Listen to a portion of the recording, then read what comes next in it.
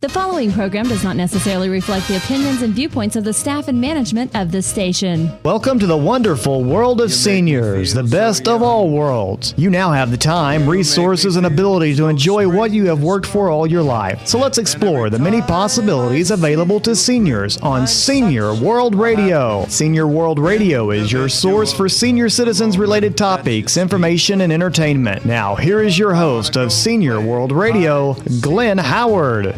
I'm so delighted today to have a lady by the name of Sallie Felton here in the studio with me. I've known Sallie for quite some time.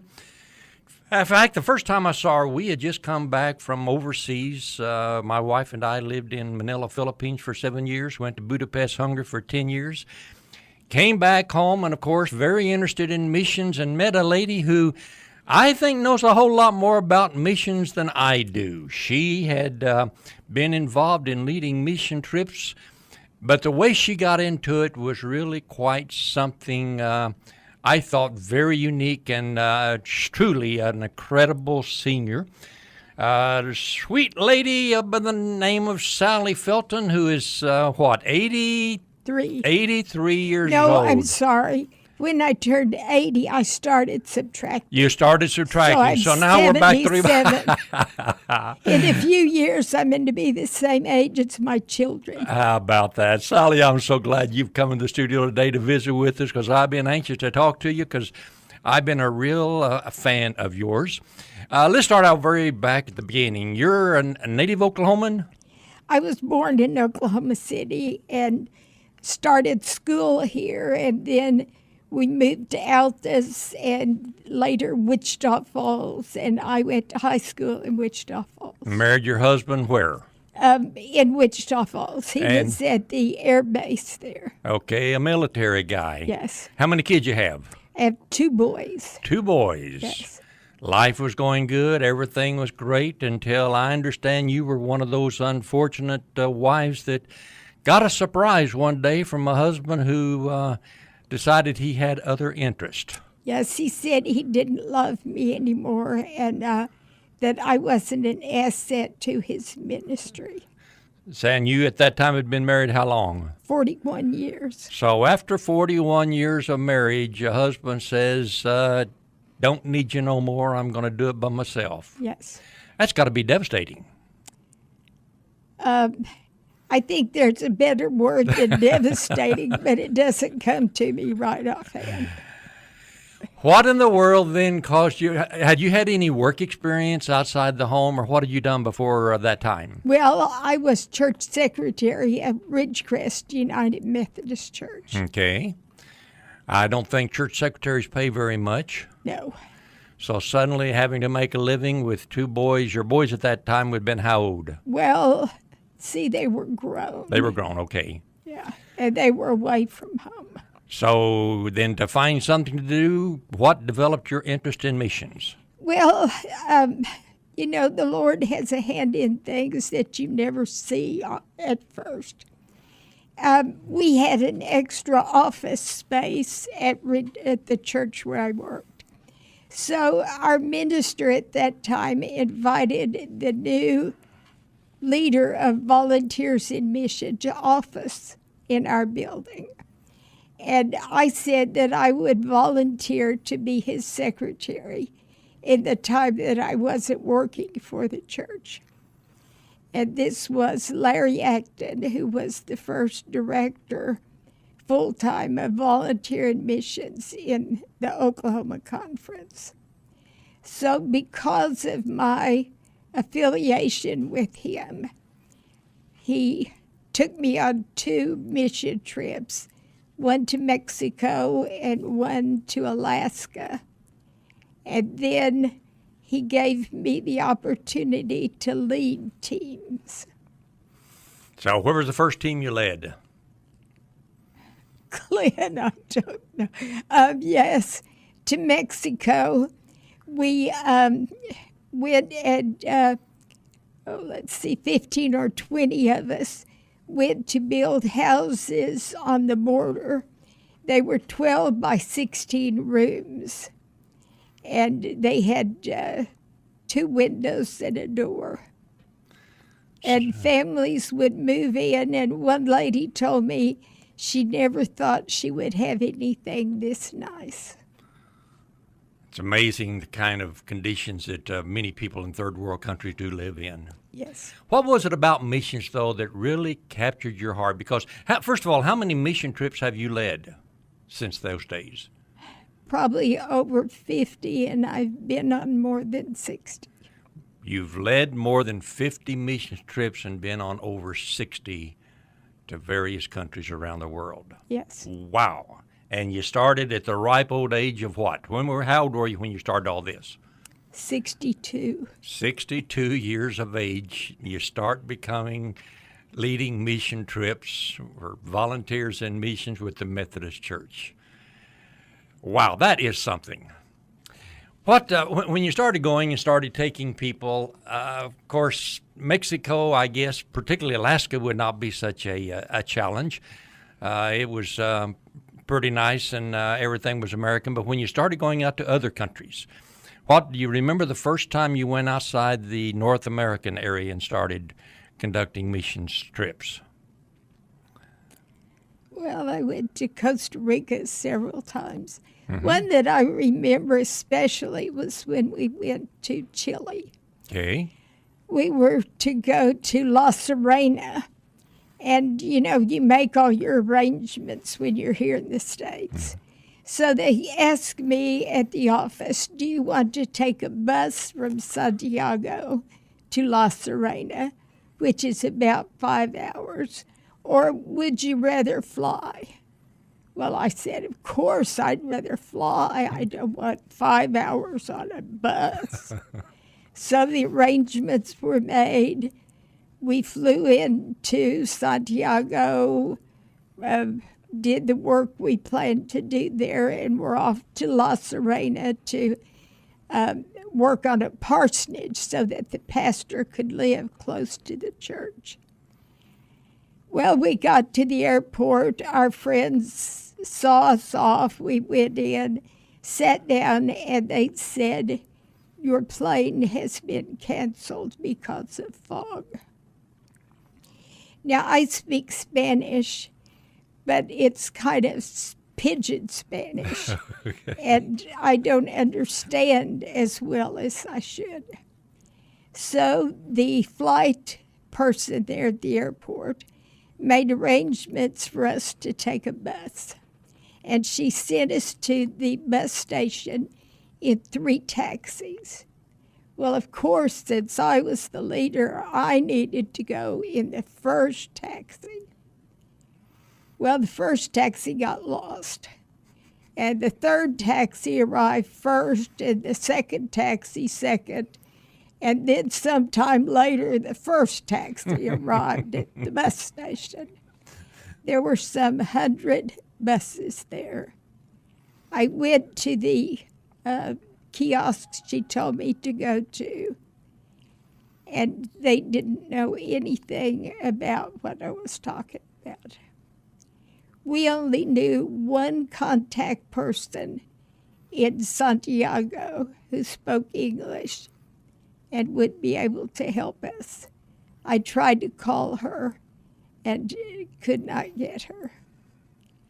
As I was walking back through the bus station to meet her, to get with my group, right, I ran into her face to face. She got us a bus, and we arrived in La Serena late, but all together and wonderfully cared for by the Lord. That's one of the things that's most amazing. I, of course, made a lot of the mission trips myself, and how many times you go into a strange country, several million people, you don't know anybody, and yet you see these divine appointments that just simply things come together and they work. You begin to realize that this is more than just an exercise, an activity. It is truly divinely inspired ministry. And it's so very satisfying to me, and I know is to you. You've traveled, I understand, somebody said literally around the world? Well, I guess you could say that. I've been to Singapore for both directions, so I guess that means around the world. Singapore's on the other side of the world, so if you get into it from both directions, I would say yes, you have been. What areas have you found the most emotionally moving as far as you're concerned? Well, we went for a month to an orphanage in Kathmandu, Nepal. Mm-hmm. And those precious little children who are just like children everywhere, who want to serve the Lord. They want to be profitable. They want to learn so they can reach out and help others. We took some money and bought two bicycles for the orphanage. And they took their allowance money and bought shoes for the two of us that went. So they were giving to you. Yes. Wow. When you go to a mission field, and particularly when you take people, and most of your tours are trips when you go, what do you have, 15, 20 people usually go with you? Yes. This is a life-changing experience not only for you but for them, isn't it? Yes, it is. So many people that have gone with us have gone on to lead teams and take others. Some have become interested in the people they met, especially in Mexico, and have gone back many times and semi-adopted a child and helped see her through school. So even though you've only led some 60 tours yourself, the people that have gone have continued to keep those contacts and ministries and keep things going and helping people on an individual basis. Some of the people that we met in Mexico, Mabel Claire was one, and she had a ministry of collecting money to be able to send children to school. So you would pay so much a month and have a certain child, and that child would write you. One of the children wrote, "Thank you, and I hope you stay well. I think the intent was so that you can live long enough to see me through school." I'm Glenn Howard, Senior World Radio, visiting today with Sallie Felton. Sallie has been taking mission trips and leading groups literally around the world for the last 20, 30 years, some 60 of them. We got to take a break. We're coming right back, so please stay right here with me. You're nobody till somebody loves you. Have you ever had a problem, but it seemed like there was no one who could help? You spent hours calling around, being referred from one place to the next. Well, not anymore. I want to tell you about a free and easy-to-use service in Oklahoma. 211 is a simple 3-digit phone number to get help or to give help when you don't know where to turn. Dialing 211 only takes a minute, and you are connected with a caring Oklahoman who will help you find the assistance you've been looking for. With access to over 13,000 programs, Heartline 211 can connect you to local resources for many different needs, including health care, food, counseling, rent assistance, disability assistance, job services, and much more. 211 is a service of Heartline, a United Way partner agency. 211, the right first call to get help or give help 24 hours a day. Hi, my name's Jason Ledlow, president of UT Phone, the ultimate telephone service. We're proud to be a sponsor of Senior World Radio with Glenn Howard. UT Phone is dedicated to providing Oklahomans affordable telephone service all across our great state. We have Lifeline home phone service starting at just $1.95. That's right, just $1.95, and most of Oklahoma's seniors qualify for this reduced home phone service. They get to keep their old home phone number, and it even includes long distance. Another great feature of UT Phone's customers really like is that it includes repair service. That's right, any repairs at no additional charge. With many telephone services charging $40 to $50 per month, it makes sense to switch your service to UT Phone. This service is a federal program that is provided through the Universal Service Fund. There is only one per household, so make it UT Phone's home phone service for $1.95. give us a call at 800-996-0098. Again, call 800-996-0098.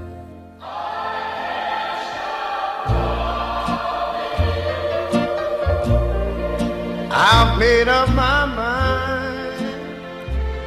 Welcome back to Senior World Radio. I'm Glenn Howard, visiting today with Sallie Felton. Sallie is a lady that I truly admire for the way she has managed to operate in spite of some real difficulties. Sallie was married for 41 years. The husband decided he no longer needed her. In first segment that he decided she was no longer an asset to his ministry.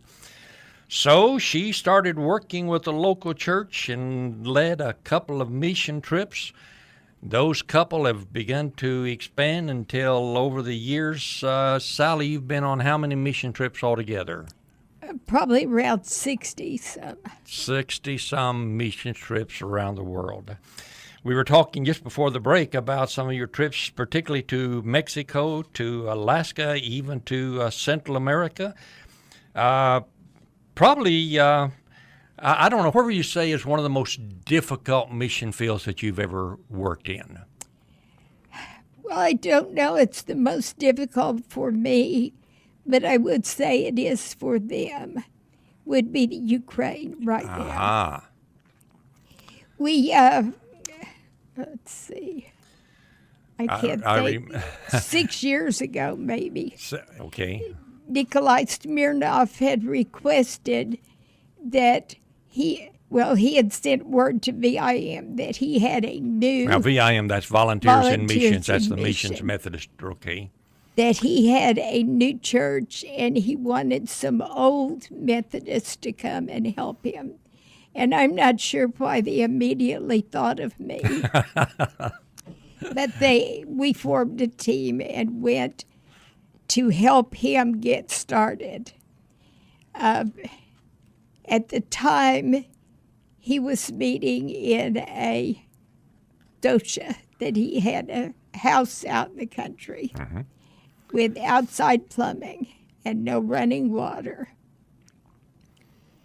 And then he was able to buy property in town, and now has a thriving Methodist church in Krasnoyarsk.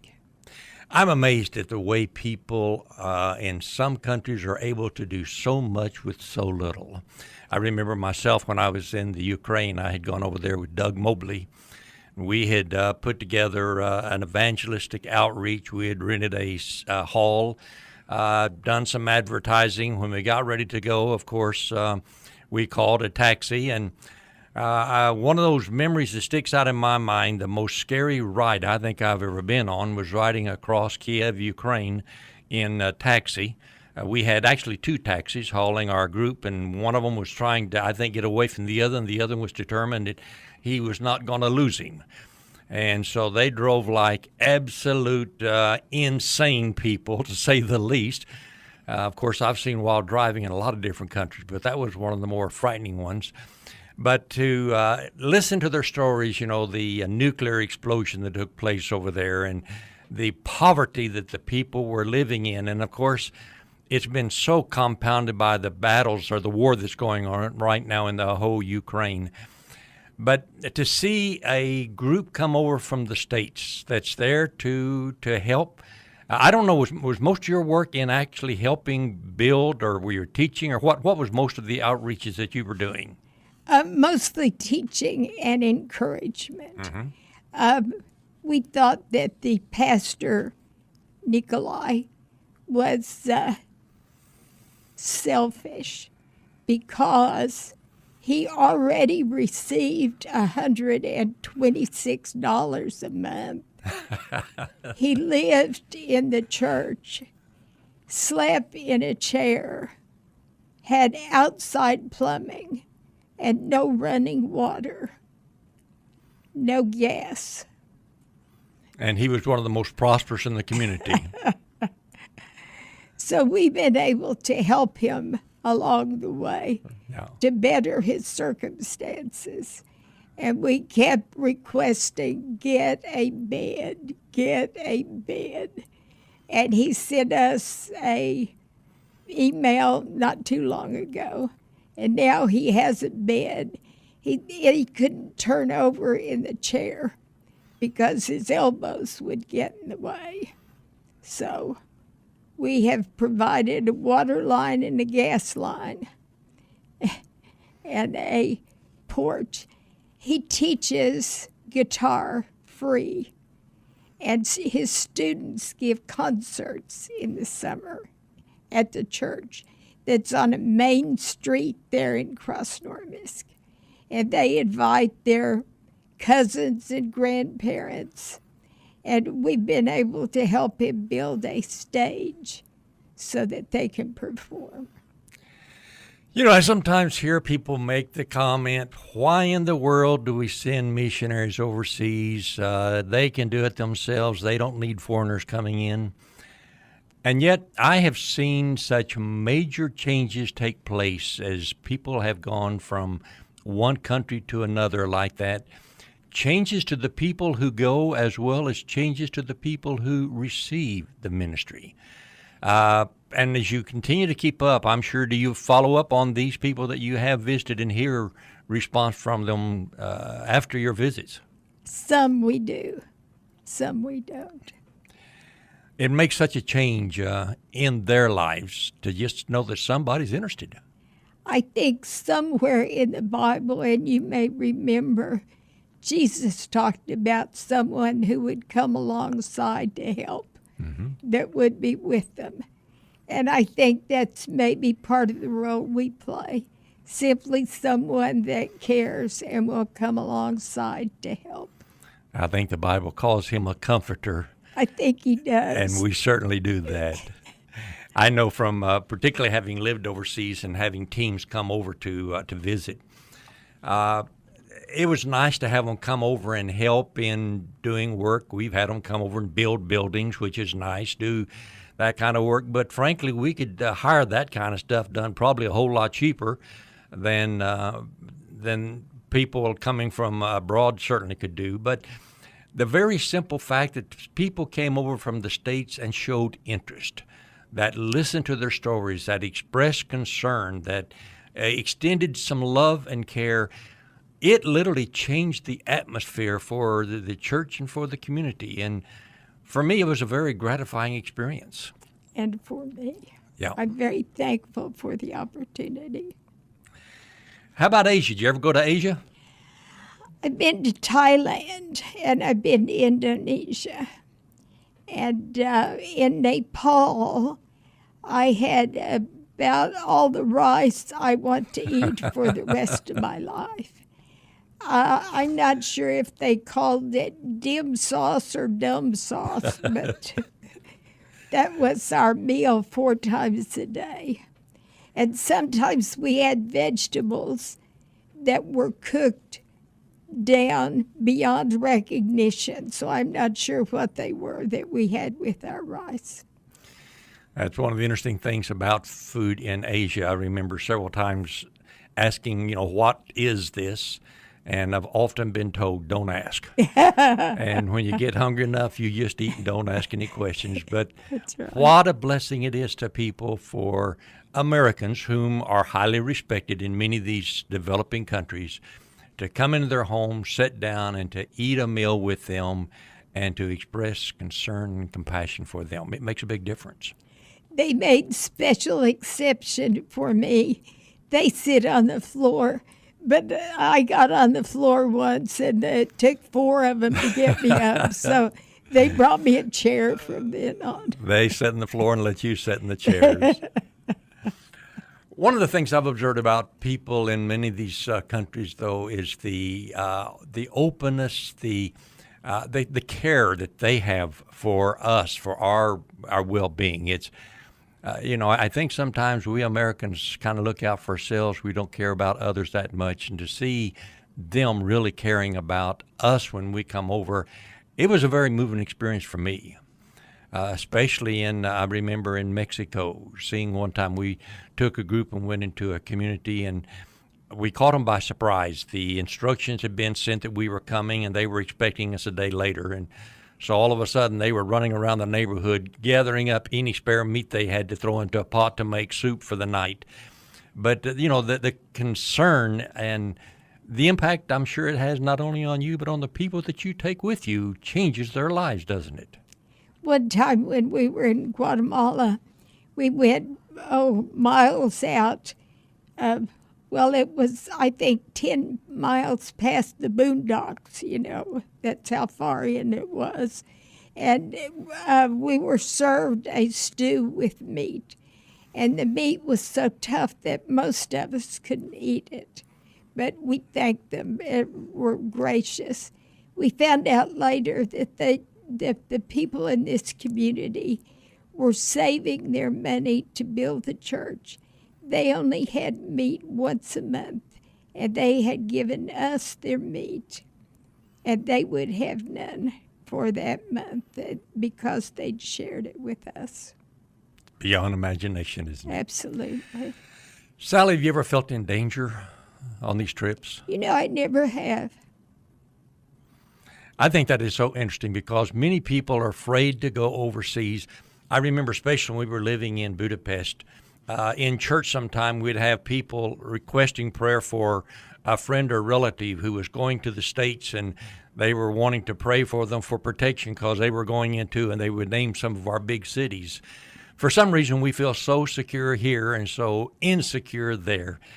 And yet I have found on all of these mission trips, it has been a wonderful experience all the way around. And now you're working currently at First Methodist Church here in Oklahoma City, are you not? Attend. That's where you're attending? Yes. You got any trips coming up in the near future? I just got back from Nicaragua in August, where we had a doctor, a dentist, and 2 dental hygienists, and a Bible school team and a sewing team. And as you know, I'm a little older, so they put me in the corner, and they gave me a bucket of water and a string and told me to fish. Well, maybe not. Oh, Sallie, I'll tell you, we got to go. Our time is up. I hate to quit this, but this has been so much fun. I'm Glenn Howard talking to Sallie Felton. If you want to go with her on one of the mission trips, contact her at the First Methodist Church down there at 4th and Robinson. Get involved in some of these. It will change your life. Hey, we got to go. We'll see you again this same time next week. Until then, be kind to everybody you know. Do something nice for somebody, especially yourself. We'll see you next time. Sallie, thanks so much for coming in. I'm on the top of the world looking down on creation, and the only explanation I can find